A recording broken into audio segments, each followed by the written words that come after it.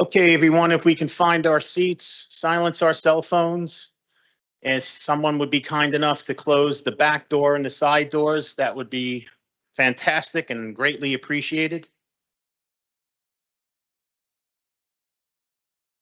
Okay, good afternoon, everyone. We are on the record. Today is Monday, the 23rd day of October in the year 2023. This is a City Council caucus meeting of the Jersey City Municipal Council. We had a scheduled 4 p.m. start. The clock on my cell phone is showing 4:04 p.m. May we have a roll call for the commencement of this caucus? Councilperson Ridley will be absent. Councilperson Prinzary. Here. Councilperson Baggiano. Yeah. Councilperson Soleil is not here yet. Councilperson Solomon? Not here yet. Councilperson Gilmore? Councilperson DeGise? Here. Councilperson Rivera? Here. And Council President Waterman. Here. We have 6 council members in attendance at 4:04 p.m. On behalf of Council President Waterman and the members of the Municipal Council, in accordance with the New Jersey Public Laws of 1975, Chapter 231, the Open Public Meetings Act, also known as the Sunshine Law, adequate notice of this meeting has been provided by the posting on the bulletin board of the first floor of City Hall, the annual notice, which is the schedule of meetings and caucuses of Municipal Council in the year 2023, and filed in the office of the city clerk on Thursday, December 15th, 2022. In addition, at its time of its preparation, the agenda of this meeting was similarly disseminated on Friday, October 20th, 2023 at 5:05 p.m. to the mayor, municipal council, business administrator, corporation council, and the local newspapers, and posted on the city's website, so I can certify as to our total compliance with the Sunshine Law. Council President, I'm going to turn it over to you. Good afternoon, everyone. Our first director, Director Shea.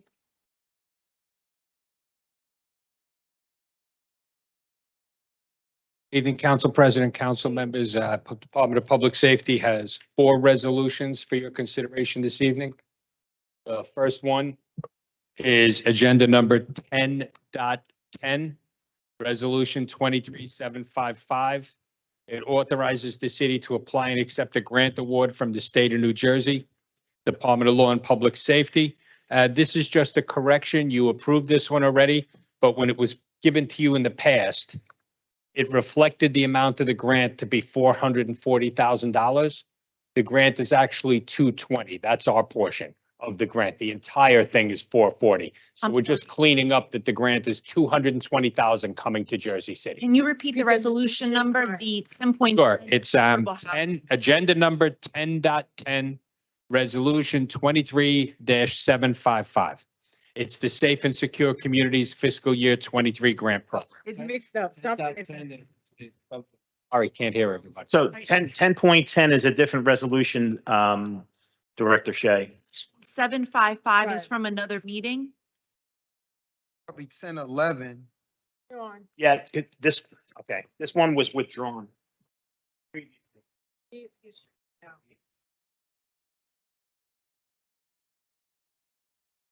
No, which one? Sure, but I gotta dig them out. Oh, we have the same members from that. Got to get a new number.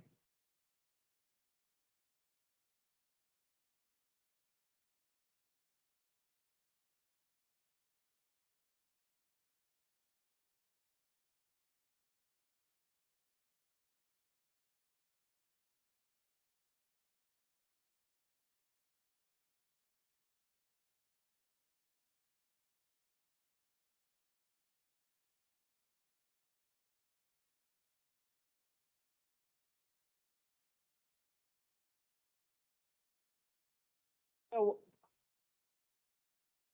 All right. So, Sean, give us clarity now. Council President, apparently there's been a mix up here. Let's just do this one, and I guess I'll see you in 2 weeks again on the others. Yeah. Which one is it now? That makes life nice and easy. So, agenda 10.3, resolution 23778. That's just approving the nomination of Sujay, I hope I'm pronouncing that correctly, Sanchez, to fill an assistant municipal prosecutor vacancy. The assistant prosecutor, David Lahib, has resigned effective 7/14/2023. We have not replaced him. And Municipal Prosecutor Hudnut is proposing Sue J. Sanchez to fill that position.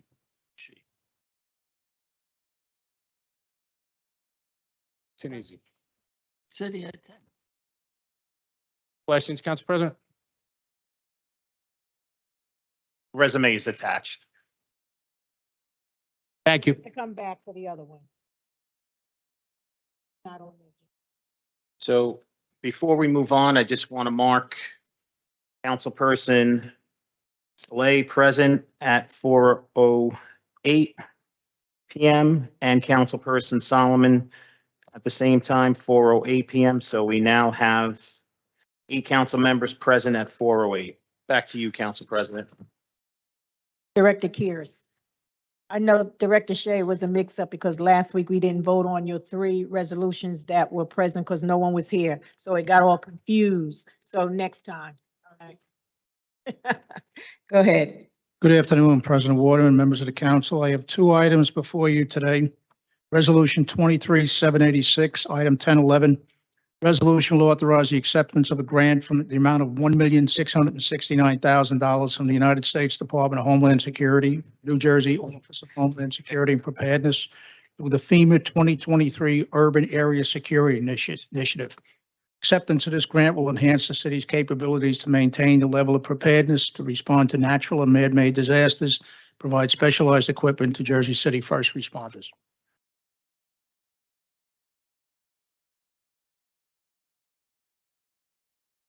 Second item is Resolution 23-790, 10.15.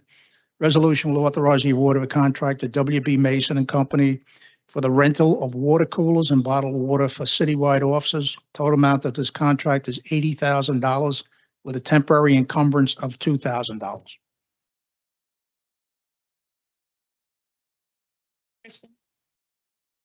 Thank you. Thank you. Christine?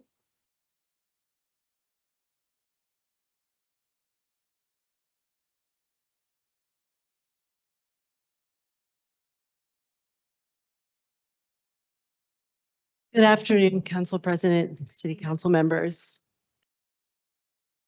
I'm here today to talk to you very briefly about the Arts and Economic Prosperity Study 6, which is also referred to as AEP 6.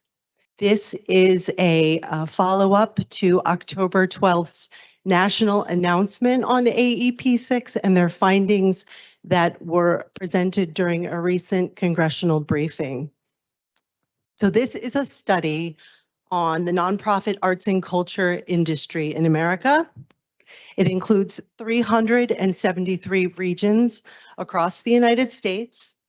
And what it does is it measures the social and economic impact of the nonprofit arts and culture industry. What is significant about this study and why I'm presenting it to you now is this is the first time that Jersey City has ever participated in this study. This is the most rigorous study of its kind in the nation. And I think it goes without saying that the arts are an inspiration to our community. They help inspire residents. They beautify our streets. They contribute to a sense of belonging and wanting to live and work here in Jersey City. What I think is important for city council members to know is that this sector is a powerhouse creator of jobs and has a huge impact on our economy here in Jersey City. This data it includes collection from all of our nonprofit stakeholders in Jersey City. And the Office of Cultural Affairs partnered with Americans for the Arts out of Washington, D.C. for 12 months of data collection. You might have filled out a survey at an event you attended. We worked with our nonprofit partners to submit data to the national study as well. So first slide. Thank you, Migdalia. In the city of Jersey City, the arts and culture sector generates $45.9 million in economic activity today. So how do we get to this number? We get to this number, it's made up of $13.5 million by spending from our arts and culture organizations themselves, and then an additional $32.4 million in event-related expenditures by their audiences. Next slide. This spending supports 532 jobs. It generates $28.2 million in household income for our local residents and delivers $7.1 million in tax revenues to local, state, and federal government. So what does this study tell us? It tells us that despite COVID-related impacts and the resulting recession, the arts and culture industry here is a formidable industry in Jersey City. And when we support the arts, we are investing in Jersey City's community and Jersey City's economic well-being. Next slide. Another interesting finding has to do with attendees here.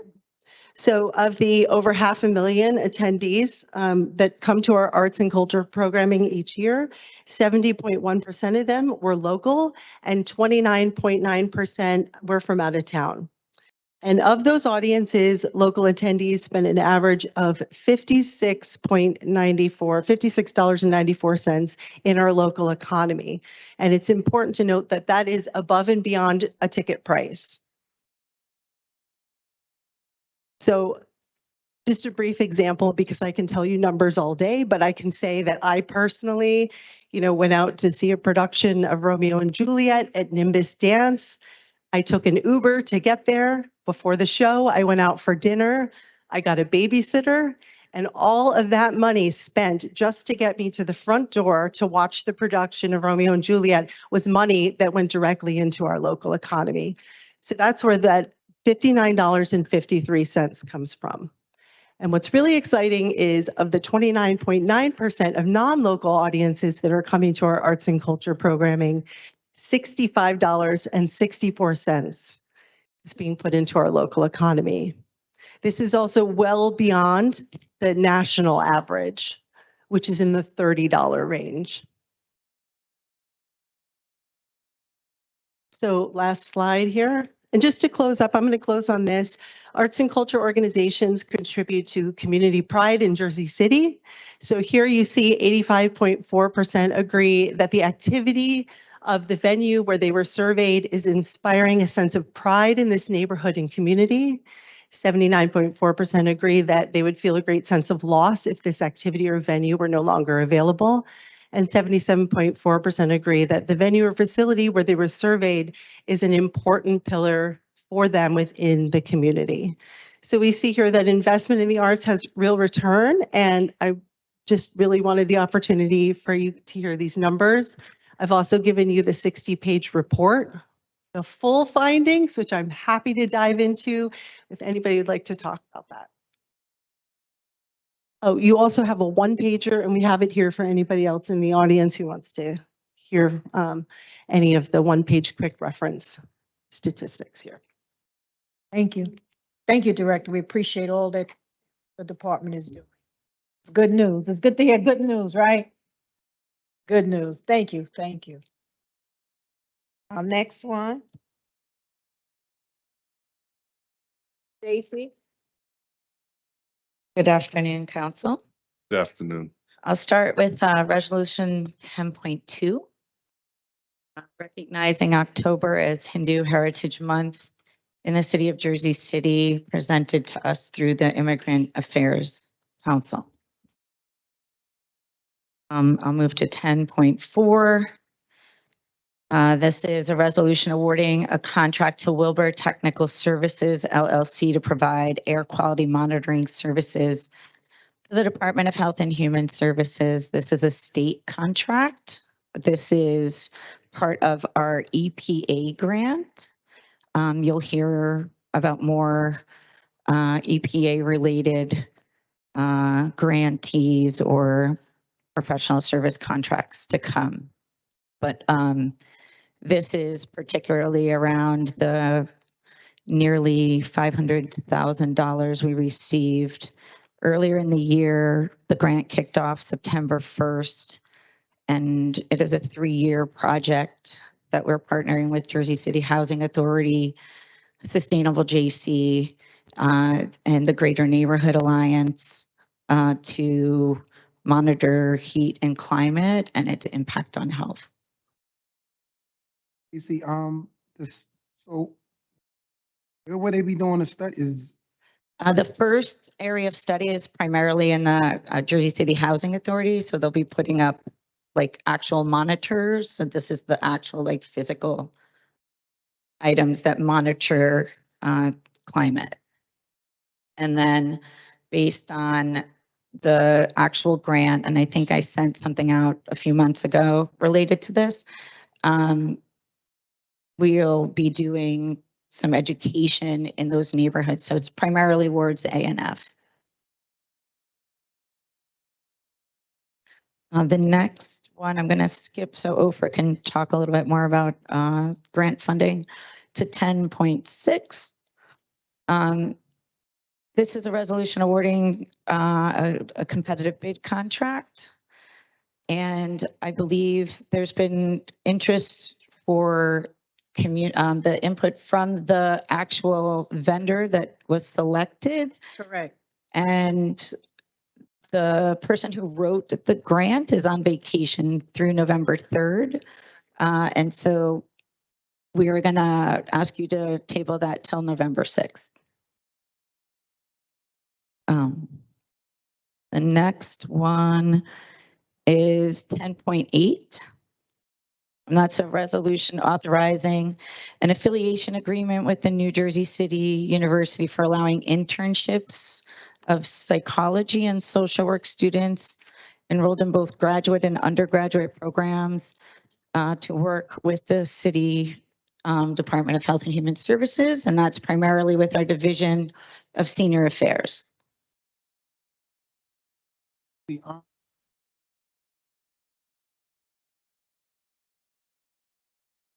There is anyone from the medical center that we can? I guess there's been so many side people reaching out that it was just better to have one formal conversation. There was like requests for a closed session. There was requests from council aides. There was series of requests. So they were all coming at different times. So we just had to like actually formally invite them because it's a team of people. And with all due respect, the person who physically wrote the proposal is on vacation. And he's the director of the mental health program. So he would be sort of in the nitty gritty with all of those Q&A.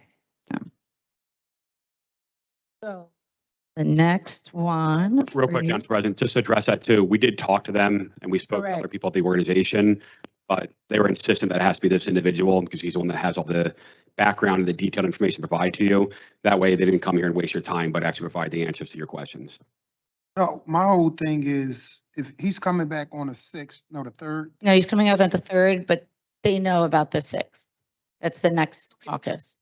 So I know that, but what I was saying is there any way we can have conversation or some dialogue before then? Because I would imagine there's going to be so many questions that he's going to be bombarded. Right, which is why we requested a closed session. But the thing is, this is an RFP process and having side questions answered not in a public forum with all the council in a caucus puts us in a very uncomfortable situation with the contract, the bidding process itself, the purchasing laws. right. All right. Councilman, if you like to, you can just email the BA's office any questions you may have and we'll compile them and make sure to send them ahead of time. That way they can actually answer most of your questions. Okay. The final item I have for you is 10.21. As you may have noted, our contract expires October 31st with Liberty Humane, and we're opting to return animal control services to the city. And when we reached out, their response was, then we don't want to do sheltering.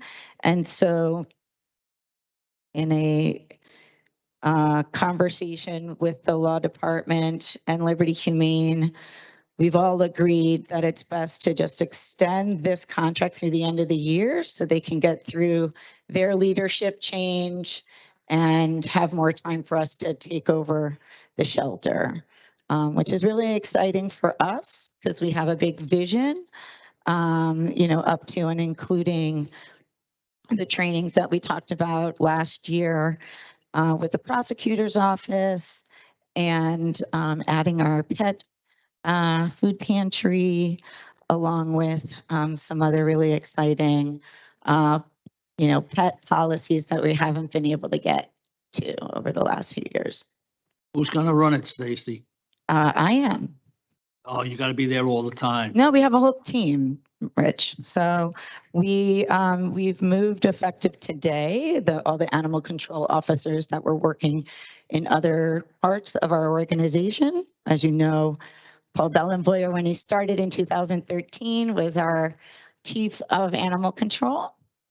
So I think we're in good hands. Our acting director is Dr. Ciron. He'll stay through the mentorship process of our team. Jonathan Rosario, who has been on our team since July 2013 and was an animal control officer, who's currently the chief of our public health investigators, will go and manage supervision of animal control. Darcy Del Castillo, who formerly worked at Liberty Humane. We're actively putting together all of the job descriptions, meeting with those that have worked at Liberty Humane that have a positive rapport with the public. And we have staff like Richie Lorenzo, who is in DPW, formerly animal control, that want to return to animal control. Carmen Rodriguez, who works in my office, who ran licensing under animal control, moving back to animal control. So we're pretty ready for this. You know, Stacy, before you. Rich, this comes from your complaints. You call me every week, and we go out every weekend doing the extra work. Right. Paul goes out No. by himself. Stacy, hold on. Before your time, the county had a shelter down there by that area. Horror show, they had to close it down. Yeah, and I hope that this doesn't property happen. was donated to Liberty Humane. The property that's there now has always been a municipal shelter, and that is our property. We own that property. I'm an animal lover and I want to make sure it's taken care of. Yeah. Yep. So, Director, that's what I wanted to, so the property that's inside of Liberty State Park, that's. That is city property. We provide it to Liberty Humane for sheltering services. When they told us they no longer wanted to do sheltering, then we needed to act and move back into our home. I mean, I don't know, I've had my personal encounters with them as well, but I just want to make sure from a organization standpoint that we have the infrastructure to support Yeah. the takeover, and then subsequently you name several people that already have occupancy in the city.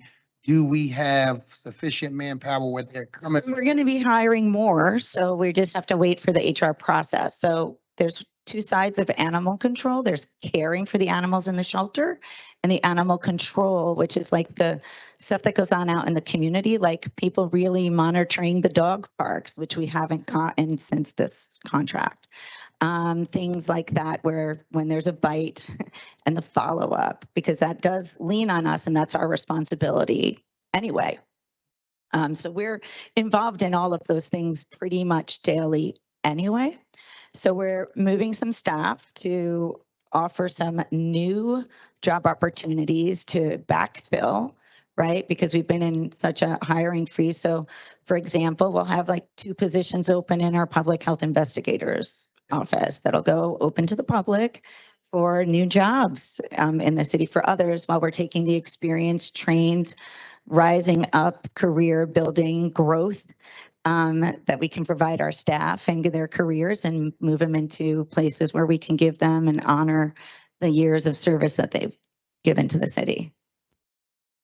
Okay, I was gonna ask, are we selling that property or This is we're gonna be our keeping it, property. It's our not property. transferring it to anyone? No, we're keeping it. We're running a municipal animal shelter starting Okay. January 1st. There was rumors, Yep. I just want to squash it right here in the council. I heard the same rumor. Well, I think people like to make up a lot of rumors. I've heard a lot about, all of this as well. This is our property. It's always been our property. It has been on lease. When we were told that they no longer wanted to run sheltering, we are going to take it over and we are going to run a shelter. I think Kevin should run the shelter. Can I, okay. Can you clarify at the transition point, what's happening to the animals currently in shelter? So I wasn't in that meeting, but Paul can add to that. Good evening, council members. So Liberty Humane's proposal to us was that they would move out and take all of their property. That includes all of the domestic animals which are currently in the shelter and all that they will acquire through animal control, strays and abandoned basically between now and essentially Christmas Day. They are responsible for placing all of those. They've said that they will do that. I know they're leaning on their foster network and offering adoption promotions. Beyond that, we have at this point little further input from Liberty Humane. We expect to see their transition plan on Wednesday. That's what they've told us. Regardless, we know how to do this right, and we are going to do it right because the people and animals of Jersey City deserve it. So if there are gaps, we recognize that that's unacceptable to the people of Jersey City, and we'll take whatever appropriate action to make sure that we have a continuity of care. Okay. And then I think that just for a second, it was more of a broader request. I appreciate Director Flanagan kind of explaining some of the transition plan, and Paul, you as well. What I'd say is, maybe could we get like a full kind of briefing basically? So instead of just verbally, we're just walking through, okay, what's the budget for this? What's the staffing look like? What's the transition plan? Just so we get to sit down and. So the budget's due November 1st. I think I have a lot going on between now and then. We're waiting to see who we're moving, who's interested internally, right? Because that leans in on a budget. There's kind of like what you would hire, new hire, entry level versus people who have been rising up. And so we're first seeing internally who, and then we'll have all of the jobs with all of the salaries aligned, and that will be done on our side by the end of the week. Paul came to me with a budget that was larger than what we were spending right now. So I said I wanted to learn a little bit more. And that's my due diligence, right? But obviously we know that what we've done thus far is like made sure we have like the key components. When people leave the shelter, we don't get the names of the adoptees. And so we can never follow up with licensing. And we're going to have licensing right on spot, right? Things like that have been not happening over the years that we can't control, and that those are things that are important to us. And so we're putting those key pieces into place first. And obviously, those who will be caring for the animals, the shelter will be open 7 a.m. to 7 p.m. every day of the week. The shelter has not been opened to the public since the beginning of COVID. So that's another thing that we're just really focused on, the public.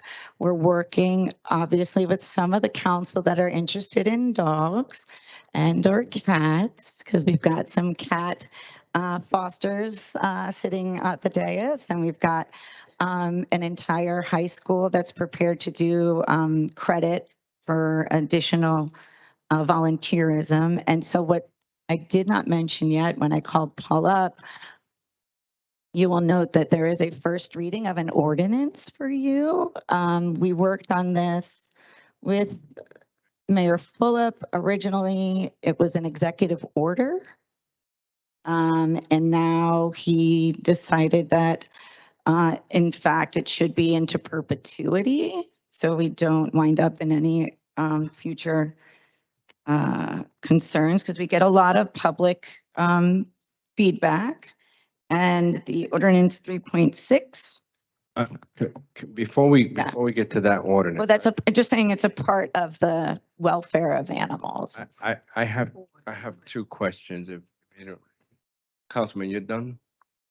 So, the first one, when you said that when they leave, they'll take ownership of the animals that are currently there? So these are the animals that are run. So Liberty Humane is a nonprofit organization. Right. And whether they're in the shelter that is owned on the city land or the property that they have at Johnson Avenue, I do believe that they're going to continue doing the work that they've set out to continue as the Liberty Humane Society, which is to continue to adopt out animals. So when you guys take over, you will have animals there or you will not have animals there? We believe we will not have animals on January 1st. Okay. Well, to be more precise, we know as a matter of law that we will have the animals intake through animal control from Christmas Day onwards. Those will become our property. We will care for those and begin to accept new incoming animals directly ourselves on January 1st. Okay, good. And then the next question that I have is, moving into the structure of the clinical part, do we have personnel that are going to be doing the clinician part of the veterinary services there? So we have an agreement with the supervising veterinarian, which is the minimum requirement by state law. He's a Jersey City resident and very familiar with shelter operations. We have reached out to and are in the process of setting up contracting services with 2 local veterinary services, one for everyday occurrences, the other for late night and emergency situations. We are, as soon as we are able to be public with job descriptions and position openings, we will, because we like to hire the best. We need quality service, we need quality workforce, and that's what we intend to get. Thank you, Paul. Thank you. So it's your ordinance. It's an ordinance of the Municipal Council of the City of Jersey City establishing Chapter 91 and an Animal Welfare Advisory Committee. Paul has worked on this very closely with Mayor Fulop, so he's gonna. I'll just say that as a city agency, the new shelter and animal control will not have its own board other than you as city council members. We thought it would be wise to have a structured process for resident input in policymaking and oversight. And that was the genesis behind this idea. We have already sought participation from people. You'll see in the ordinance that it specifies expertise for some of the participants and interested and engaged community members for the others. So we are certainly open for suggestions, nominations of folks who are experienced, interesting, and will help us really oversee a quality animal service organization, shelter and animal control combined.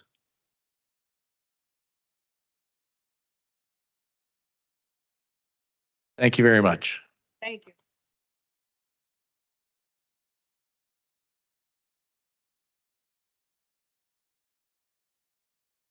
Good afternoon, Council President and members of City Council. I have 2 items for your consideration tonight. Number 1 is Resolution 23780, Agenda Number 10.5. This is a resolution of the Municipal Council, the City of Jersey City, authorizing the acceptance of additional grant funding from the County of Hudson Department of Health and Human Services Office on Aging.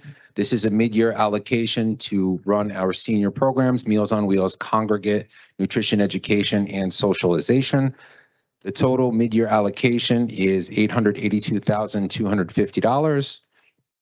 And that brings the annual total to $1,689,675, which requires a minimum match of $563,225 to efficiently run these programs.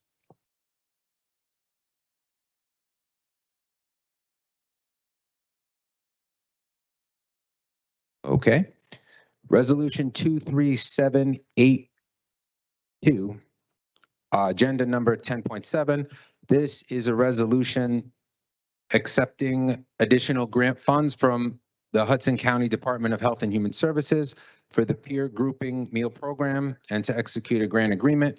The original agreement was for $40,000. This is an additional $31,579 to serve our homebound individuals.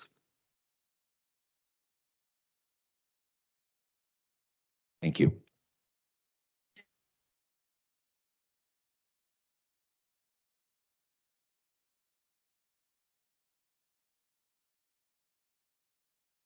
Good afternoon, Council. We're here to discuss Resolution 23-785, Agenda 10.10. My name is Robert King. I'm Program Director of Affordable Housing and Construction, City of Jersey City in Community Development. This is. Hello, everyone and members of the council. Deja Anderson, and I am glad to be back. And all I'm going to share is my son Xavier is the light of my life. I know he is. Okay, we're here to discuss the resolution of the Municipal Council of the City of Jersey City authorizing an Affordable Housing Trust Fund award and the execution of an AHTF agreement with Garden State Community Development Corp. For a new construction project located at 307 Bergen Avenue, Jersey City. The developer intends to construct 12 affordable condominium units, of which 11 units will be funded by DCD and one funded by the state, for sale to eligible Jersey City households at or below 80% of the AMI area median income. Questions? Yeah, just, for regards to I guess, no, you can't really, no questions. Any more? Thank you. Thank you, everybody. Thanks. Anya.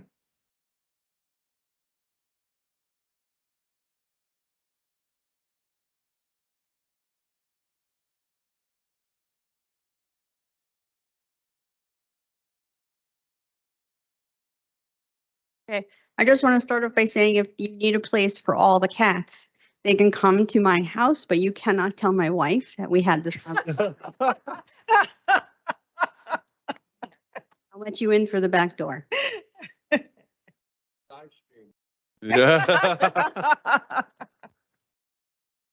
So I prepared something to read, and I hope you don't mind, but I have been listening to all of your comments, and if I am good at anything, I am good at homework. I've always been good at homework, so.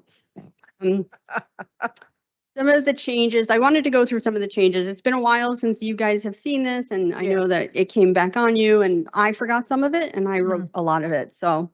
I just wanted to go through some of the changes that we made in response to the community.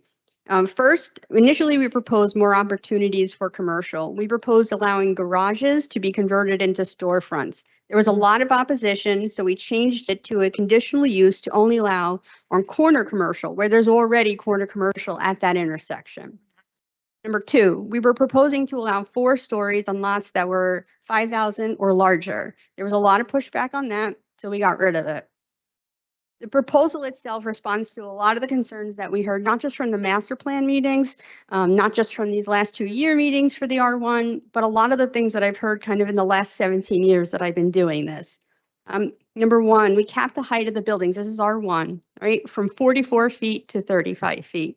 We wrote in stronger design standards. I've been telling everybody for years, we have design standards and they're not that easy to enforce because they're in a separate section and they would only require a waiver instead of a variance. We put it right into the body of the ordinance and now it would require a variance and it's way more enforceable. Okay.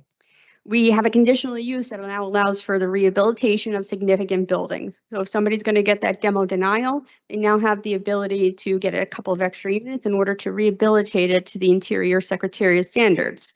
We allow for surface parking that accommodates electric charging vehicles and public parking. We limited on-site parking requirements for Ward D to discourage demolition and breaking up the blocks that had consistent on-street parking. You know, the councilman and I spoke about this. The fine difference there is that if there's a block and it has a lot of driveways already, this is not going to apply to it. This is for blocks that you see that don't have a lot of curb cuts, and the construction of a home on it would actually break up a lot of that on-street parking. And then, of course, as of this week, as we accommodated the request by Councilwoman Prince-Array to remove the 5-foot setback, front yard setback on lots greater than 5,000, and now it just matches the predominant. Those are just the changes we made to the R1. The ordinance has updates to other districts as well. We're proposing the change to lower Communipaw Avenue into neighborhood commercial. That was the result of zoning board applications and community meetings. If you drive down on Communipaw now, you can see that playing out in live action. There's a 6-story building that's going up right by where, I don't know, it used to be there. I think a workout place. Was it a workout place in a parking lot? Yeah, it's a workout place, yeah. Mm-hmm. After working with the Lower Heights Community Group, they had asked us why we didn't rezone or corrective zone the Lower Baldwin portion. So we have it in this phase 2. It's RC3. If you're wondering what RC3 is, think downtown Italian Village neighborhood area. That's what you're looking at. You're looking at 3-4 stories, maybe commercial on the ground floor, optional. And we wrote the zoning for newer historic districts that were using the R1 as overlays. This includes Sherman Place, but it also includes West Bergen, which is already designated and is not really compatible with the historic standards. And in this, we wrote, again, the design standards right into the zoning, but also the requirements for the Secretary Interior standards into the zoning as well. So that's another level of, I think, it gives Maggie and Dan another thing to work with when people are, a lot of people will look at R1 and they'll say, well, I can do X, Y, Z, and then they come and they meet with us and it's not. So I don't think there'll be any kind of hidden messages anymore. It's clearly in the ordinance. So we increase access to affordability. How?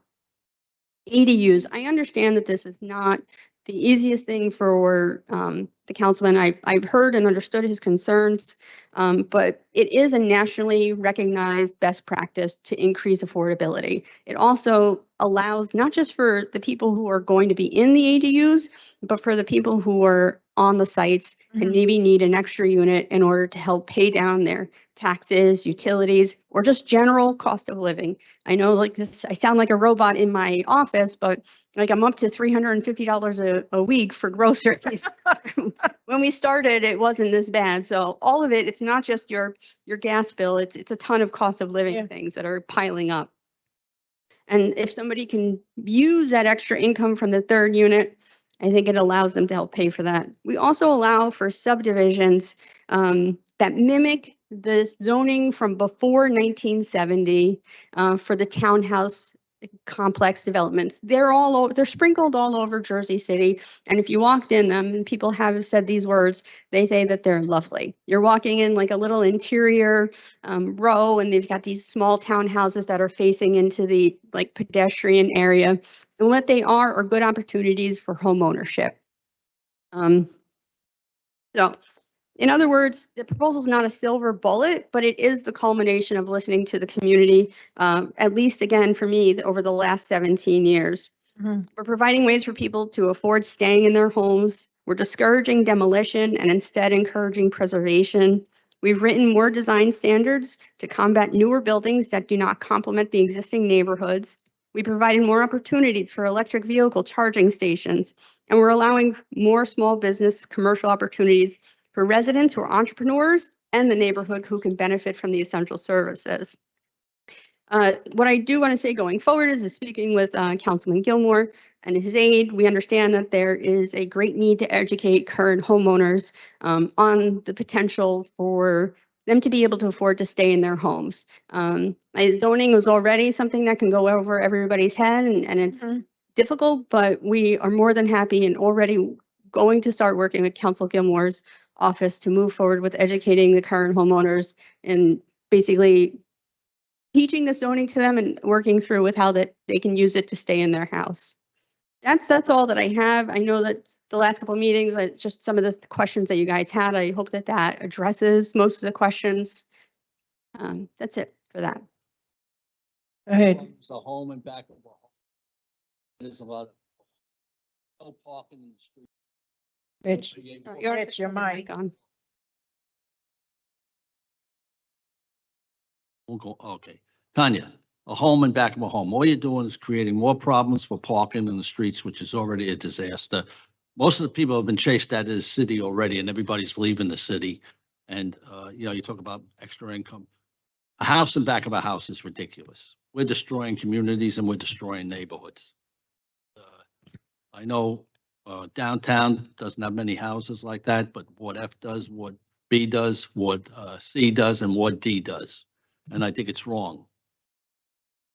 I just want to say, I do understand your concern, Rich.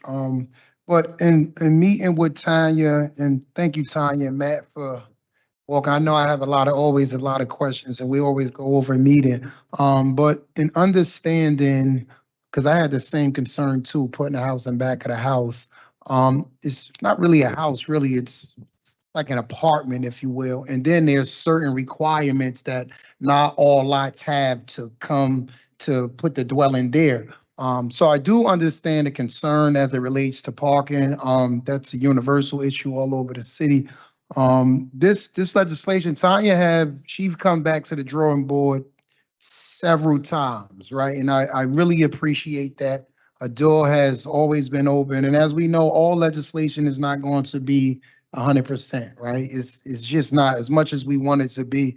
But we have to recognize when department directors do their due diligence, go above and beyond, incorporate different feedback from community council members and the likes. So I mean, I'm gonna move to support it in light of all of that. Again, it's not perfect. I definitely understand the situation with the auxiliary units, but when you look at the lot, when we literally looked at the Google Maps and we said, hey, would they be able to know they can't do it because they don't even have a driveway to get there? And we had a conversation about what about the fire? Man, how can you get to a house in the backyard? And that's why I have to have a sufficient egress. Yep. Egress for them to get there. So I think they worked hard for this. You know what's going to happen? New Yorkers are going, like they're doing now, buying houses, renting them out, letting the property fall apart. They're going to end up buying your house and building a house and back and charging X amount of rent. I mean, it's not going to be affordable. They can't. So, fit the house nothing back is in my house. enforced in the city. Tanya, thank you. I know you worked hard on this, but I think there's a point that's really important is that with that third unit, it will keep families in their house. We are living in a day and time, to be perfectly honest, the cost of living is so high.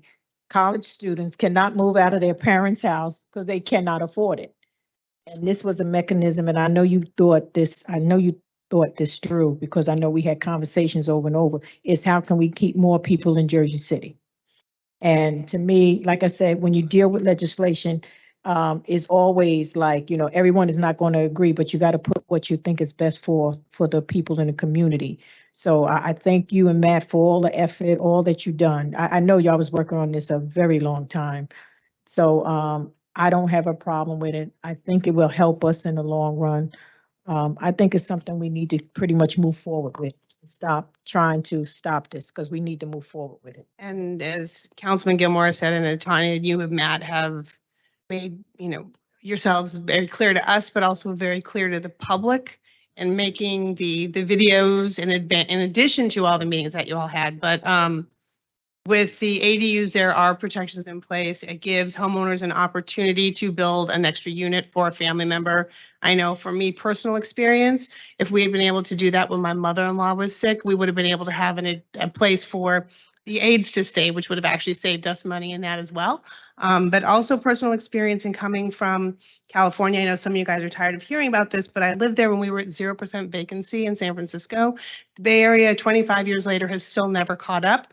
ADUs have given people an opportunity to put in affordable units to help their family and help themselves. So I think if you look at the case study in that state and in other places in New Jersey, you'll find that there is fear, but the fear doesn't necessarily equate to the actual reality on the ground. So I just want to thank you for that, and also for making the change for the setbacks. That's made a lot of the residents of my ward also much more comfortable with this, considering the all the different setbacks we have in my part of the city. So thank you guys for your due diligence and your hard work on this.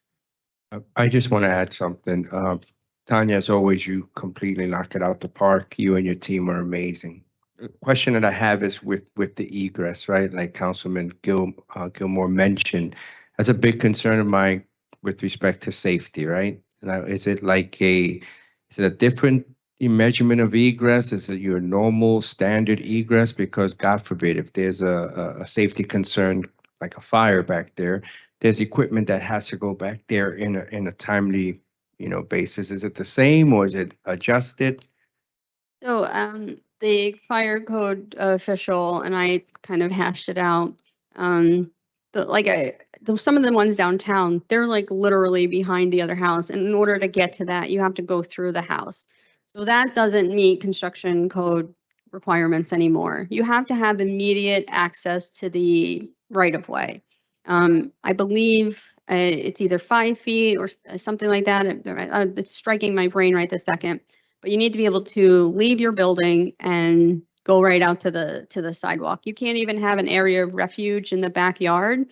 So if the ADU is in the backyard and you could say, okay, well, you can hang out in the backyard, you can't. That's not legal anymore either. They have to be able, again, to have that immediate access to get out and go to the front.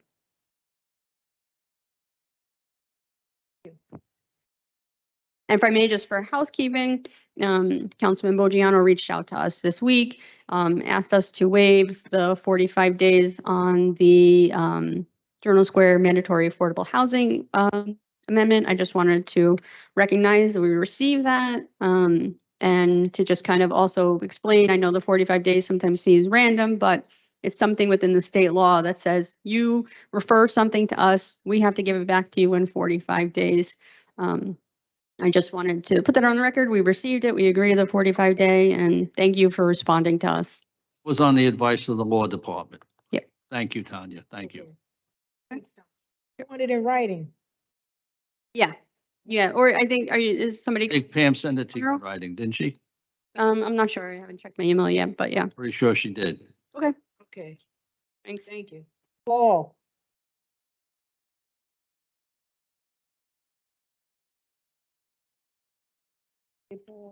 Good afternoon, council.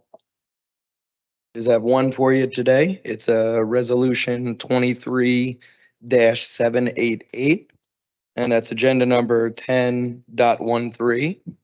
This is just a resolution rejecting all bids received for the Morris Canal Greenway project. This is our second time bidding this project. The first time there was only one bidder. This time we got a lot more bidders, but after DOT reviewed the bids, they rejected a lot of the low ones. And it's just too much money. So we'd like to go out to bid with this again. Hopefully we can get bidders that are responsible and a better price going into next year.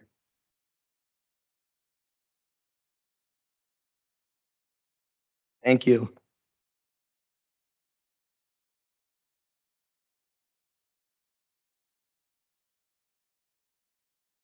Good afternoon, council. Good afternoon. Just have one item here. That's item 10-9, resolution 23-784. This is a resolution authorizing the use of competitive contract to award a concession contract to monitor and ensure the short-term rental compliance. Back when I came earlier, we were talking about the revisions to the short-term rental ordinance itself. And so the question came up about the contract that we once had with Granicus, who they were doing this for us. The original contract was $120,000. Before I became the director, they downgraded that service with them to a contract of $30,000. So within this last year, we come to find out that that $30,000 contract has been horrible. Not only have they not done the services that we needed them to do, customer service has not been great as well. So we spoke to them constantly about some of our issues. So they responded by promising us that that wouldn't be an issue. And then they also suggested that they would give us the $120,000 deal for $52,000.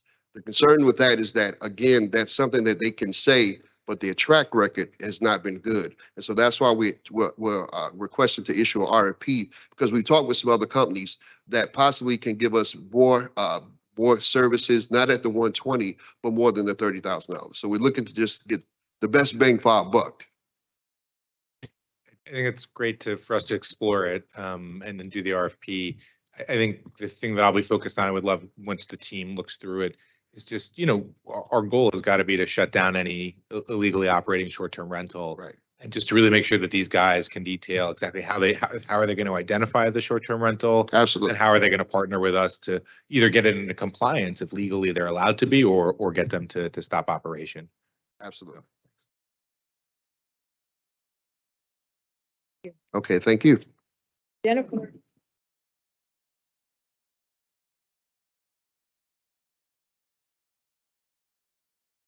Good afternoon. Good afternoon. I have 4 ordinances and 1 resolution to present today. First one is item 3.1, ordinance 23-105. This is to convert Wayne Street between Grove Street and Marin Boulevard into a 2-way street. This is in response to the property managers and the tenants of 92 Columbus Drive who have expressed their frustration with the traffic congestion on Wayne Street.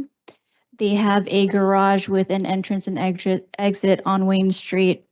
Wayne is currently one-way in the westbound direction. So what happens during the weekday evening rush when everyone's letting out of work, they have to go through the intersection of Wayne and Grove, and then a short distance later they have to go through the intersection of Grove and Columbus. So in response, we have modified the signal timing at those 2 intersections, but they've still expressed their concern with the congestion. So we recommend that Wayne Street be converted into a 2-way, which will allow you the option to head westbound towards Grove Street or eastbound towards Marin. We know that Marin is an unsignalized intersection with Wayne. So in order to keep it safe, we recommend that it's a right only onto Marin Boulevard from Wayne Street. We're confused, okay.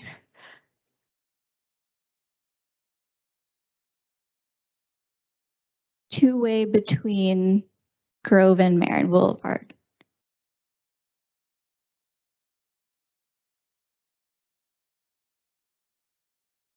Some of the parklets. Are we eliminating some of those parklets that are in front? This would be just on Wayne Street. I don't think there's parking. If I'm coming down Grove Street, right? Mhm. When I get to the light at Wayne Street, Mhm. you're saying that I can make a right to go towards Marin Boulevard now? Correct. And there'll be double-way traffic like this? Yes, on Wayne Street. In order to accommodate the 2-way, we would need to eliminate, I think it's 3 parking spaces on the north side of Wayne. Those houses that are there will lose those parkings? Just on the north side of the street, between the 2 driveways for the garage. But we did reach out to the residents through Councilman Solomon's office, and the majority of them did agree with the proposal. I think it's a great idea, but I'm just concerned about if those homeowners said, hey, where are they gonna park? there? Right. It's 3 parking spaces on the north side that you would lose. What they did install 3 parking spaces on Marion Boulevard, along by where the old Latham House restaurant used to be. So net, it's basically 0 when you add those in and lose those.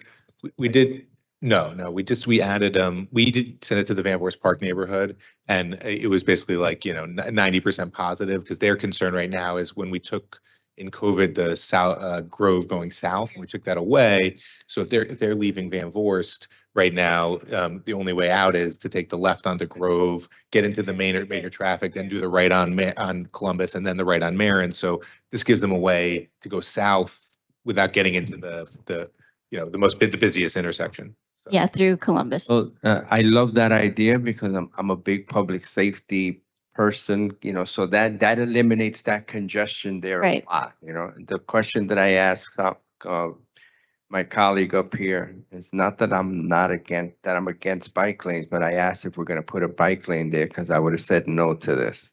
But okay, good. Okay. Next one, okay. 3.2, ordinance 23-106. This is to amend the current left turn restriction from 9th to Marin. Currently, the eastbound left turn is restricted between 7 and 9 a.m. and 4 to 6 p.m. Monday through Friday. The amendment would be to have it at all times.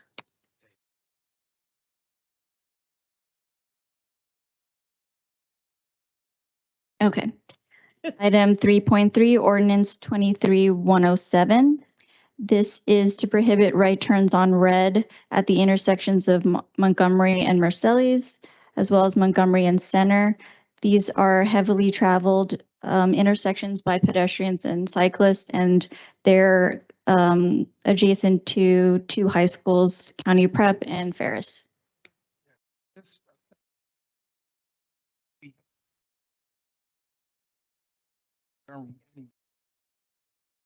This definitely helps that area out a lot. Great. Next one. 3.4, ordinance 23-108. This is to convert the intersections of Ravine and New York Ave, as well as Congress and Sherman, into all-way stops. Ravine intersects New York Ave at an acute angle, which creates navigating the intersection a little bit challenging. And then the intersection of Congress and Sherman, the visibility at that intersection is pretty limited. There are also schools in the area, so we recommend that we convert those intersections into all-way stops. Great. And the last one is item 1014, resolution 23-789. This is for 2 loading zones at 32 Oakland Ave. So 1 loading zone to accommodate the new retail uses on Oakland, and 1 loading zone to accommodate the residential building on Washburn between Oakland and Baldwin. Thank you for all your hard work. Thank you. Thank you. Have a good night. Webb? Ian.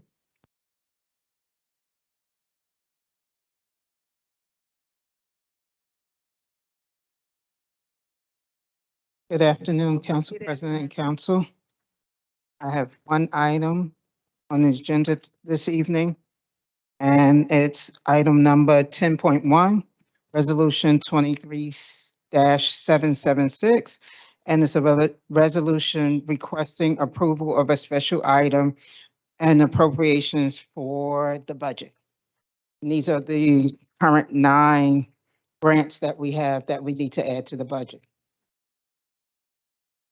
Any questions on the grant? Thank you, Vivi. Thank you. Mike?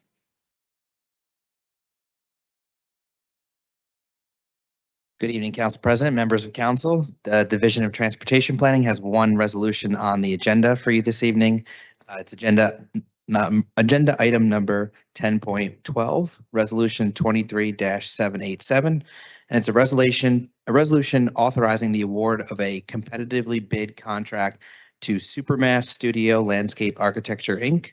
to provide professional and technical services for the Bergen Arches feasibility study.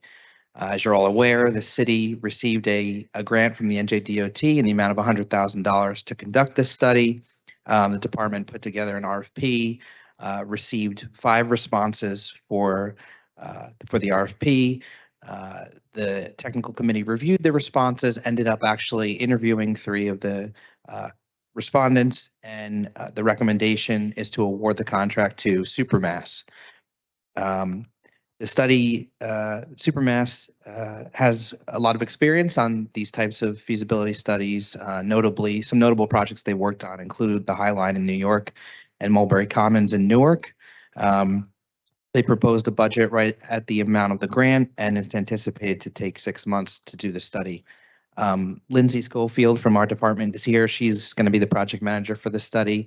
Also, some of the principals from Supermass are in attendance if you have any questions. Mike, haven't we had already 2 or 3 surveys over the last 7, 8, 9 years? In 2002, there was a feasibility study that was conducted. There has been a lot of changes in the city, I'm sure, as you're aware, in that time and some of the goals. So the grant from DOT was to take a fresh look at the arches, considering, sort of all the changes in the area.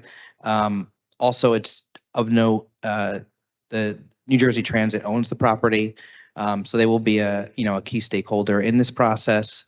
This process will also include public engagement to really get all the community involved in what the arches should look like. And this study will really help us to seek additional state and federal funding to make a reality of the project. Mike, several years ago, this has been going on for years. We all agreed, New Jersey Transit, the city of Jersey City, the county, everybody, light rail has the permission to go through there. Because eventually there's going to be a light rail transit going through there. Yeah, I think, again, New Jersey Transit owns the property.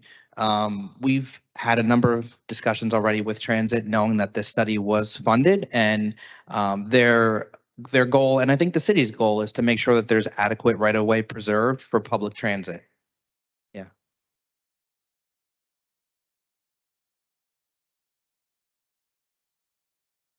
Thank you.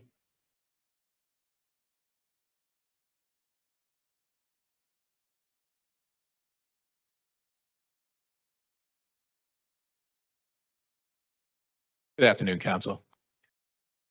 I have one on the agenda. Tonight it's a second read ordinance, 4.3, approving the tax exemption with Lafayette Village. Nothing's changed on that since we last spoke. Are there any questions? Question? 4.3. Lafayette Village. The second reading. Yeah, tax abatement for Lafayette Village. Second reading. Yeah, thank you.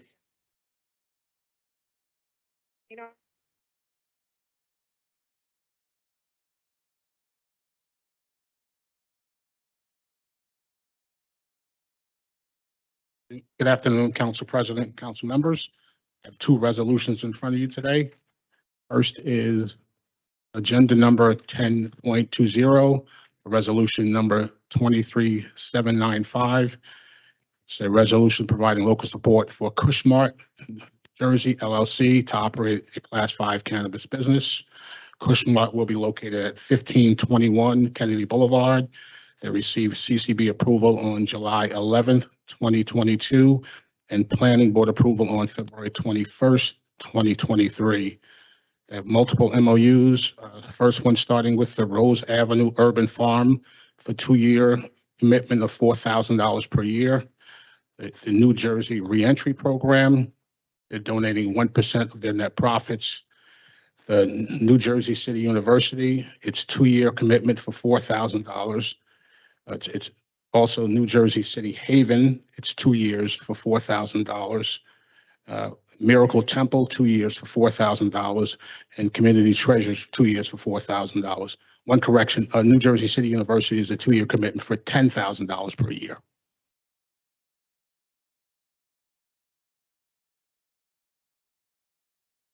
A lot of money they giving for that bud. Yes. It's probably the strongest MOUs we've seen. Any questions? City. Questions? No questions? We gotta move. Go ahead. Maynard, quick question. Yes. What's gonna happen with all the applicants that are in the planning, queue? The CCRB, applicants that are already in the planning queue. I can't hear you, Council. What's gonna happen? I'm sorry. What's gonna happen with the applications already waiting in the planning queue? I mean, are they going to be okay? Because I know we have already 31 already have been approved, correct? Yes. Everyone who's in the pipeline will be allowed to continue. Because there were no changes to the ordinance itself, they will be required to go through the planning board process.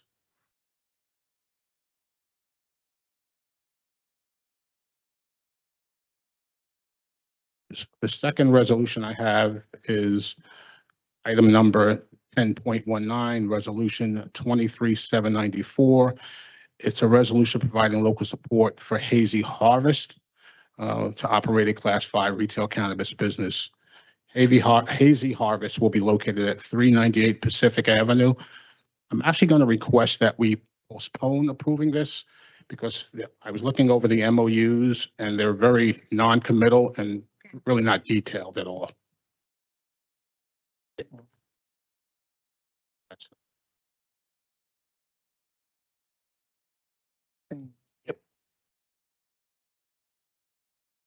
Council President, the administration has no objection to that.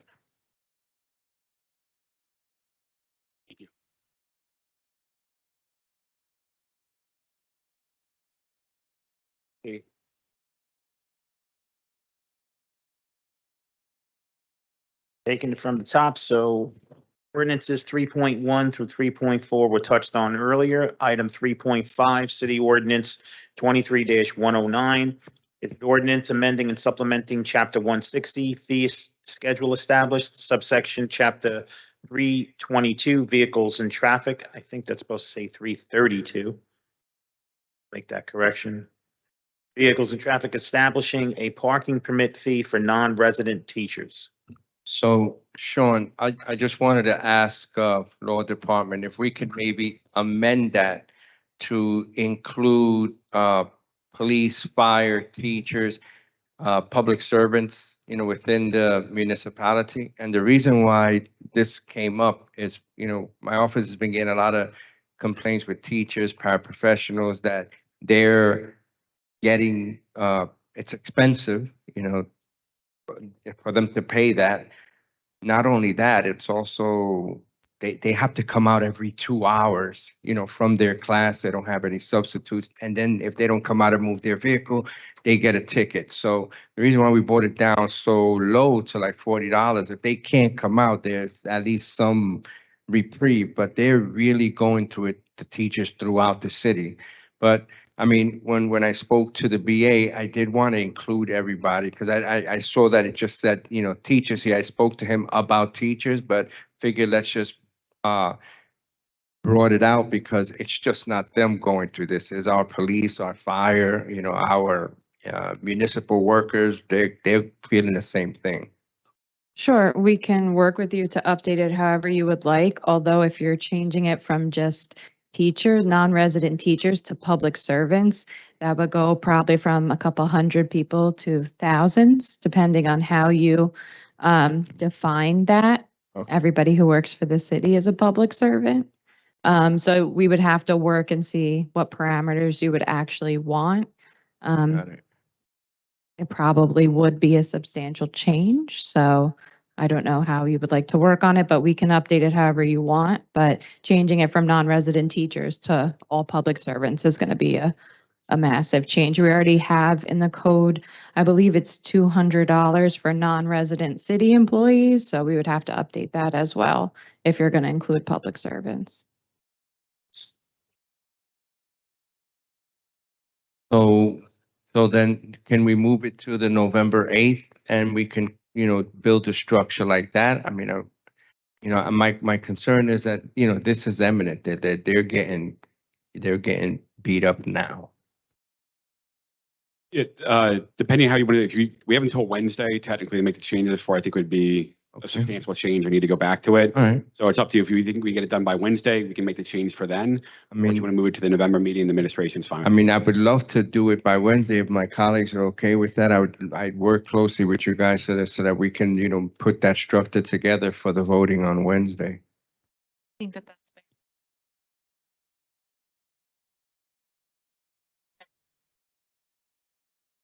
If we can do it before Wednesday, just contact us. We'll set Okay. up whatever you want. Sounds perfect. So we'll be in contact tomorrow. So just council members, just a reminder, wouldn't be an amendment, would just be adding on any additional language that you're looking to put in because the ordinance has not been introduced yet. Potentially subtracting language too, because I think city employees are already in there as non-residents as well. The employees is classified as non-residents as well, you said. So it won't be a substantial change. There's two separate divisions. There's one for city employees who are residents and city employees who are non-residents. So you have to add the language and then potentially subtract language Okay. as well. Okay. Thank you. Okay. 3.6 was touched on earlier. On to our second readings. Item 4.1, City Ordinance 23-085 is a franchise ordinance granting permission to 331 SIP LLC and successors and assigns to make private improvements consisting of upper floor projections over the public sidewalk in a new residential building on the south side of 331 SIP Avenue, also known as Block 11902, Lot 34, on the official tax assessment map of the city of Jersey City. Sean, this has to be tabled because they were supposed to get back to the people in that area and have a meeting, and they have not scheduled it. I just spoke to Mike Manzo. There's been no meeting scheduled, and they promised us they were going to have a meeting. They're in process of getting dates together. So if it's cleaner and easier, I would suggest we just carry it to the beginning of November to give us another 2 weeks. And then if they still can't get it together, then we can just either bring it to a vote and vote it up or down as opposed to tabling and keep going. But I know that they are in process. I got an email today that they're in process of selecting some dates. Absolutely, no objection. Thanks. We carry it to This has been going on for what, a month, 2 months? November 8th. I'll just need a motion to carry it to the next council. Mhm. Right. Next, item 4.2, City Ordinance 23-095. It's a franchise ordinance granting permission to FD Monitor LLC, its successors and assigns to make private improvements in both the Monitor Street and Maple Street public rights of way adjacent to the property located at 6268 Monitor Street, Jersey City, New Jersey, also known on the tax maps of the city of Jersey City as Block 15802, Lot 37. Next, item 4.3 was touched on earlier. Item 4.4, City Ordinance 23-099 is an ordinance supplementing Chapter 332, Vehicles and Traffic, Article 3, Parking, Standing, Stopping, amending Section 332-22, Parking prohibited at all times for Halleck Avenue. Item 4.5, City Ordinance 23-100 is an ordinance supplementing Chapter 332, Vehicles and Traffic, Article 3, Parking, Standing, Stopping, amending Section 332-31, Parking restrictions for street cleaning purposes on Smith Street. Item 4.6, City Ordinance 23-101 is an ordinance supplementing Chapter 332, Vehicles and Traffic, Article 9, Parking for the Disabled of the Jersey City Code, designated reserved parking space at various locations throughout the city. Item 4.7, City Ordinance 23-102 is an ordinance supplementing Chapter 332, Vehicles and Traffic, Article 3, Parking, Standing, Stopping, amending Section 332-22, Parking prohibited at all times at the Soho Lofts, 273 16th Street. Item 4.8 was touched on earlier. Item 4.9, City Ordinance 23-104 is an ordinance by the Municipal Council of the City of Jersey City accepting the dedication of certain roadways, sidewalks, and utilities located on a portion of Regent Street between River Street and Douglas and Arthur Skinner Memorial Drive, a portion of the southerly end of River Street and a portion of Regent Street between Liberty View Drive and River Street in the Liberty Harbor North redevelopment area. Well, on 4.9, I'd emailed the law department a question after last week's call or the 2 weeks ago caucus, and I don't think I've gotten an answer yet. I will follow up and get you an answer. If just for the colleagues, if there's confusion, then I just ask that we carry it 2 weeks. If I have to wait for the answer before we do that, but Sure. thanks. Public speakers, we're up to 14 and it's growing. On to our petitions and communications, item 6.1 through 6.23. Office of Communications, 7.1 through 7.3. There are no report of directors. The claims will be on the meeting. There were a number of claims, and that is the reason why we don't have them yet. But I did receive an email this afternoon while we were here at the caucus, so I will post them as soon as I get downstairs. Now on to our resolutions. Items 10.1 through 12 were touched on earlier. 10.13 through 15 was touched on earlier. Corporation Council, do you want to touch on 10, 16, 17, and 18? Sure. Yep, 10, 16, 17, and 18 are all professional services contracts. 10, 16 is an ongoing federal matter. That's a renewal. 10, 17, we're looking to hire outside counsel in a complex construction matter. And then 10, 18 is professional services, again, for a litigation matter. And if anybody has specific questions, they can ask me offline. Any questions? All right, hearing none, may I have a motion to adjourn at 5:24? Motion made by Councilperson Rivera. May I have a second? Second by Council President Waterman on the motion to adjourn at 5:24 PM. All council members present by acclamation, please say aye. We are out of here at 5:24 PM. Thank you so much, everyone present and everyone watching at home. And remember, teamwork makes the dream work. Stay safe. Have a great night.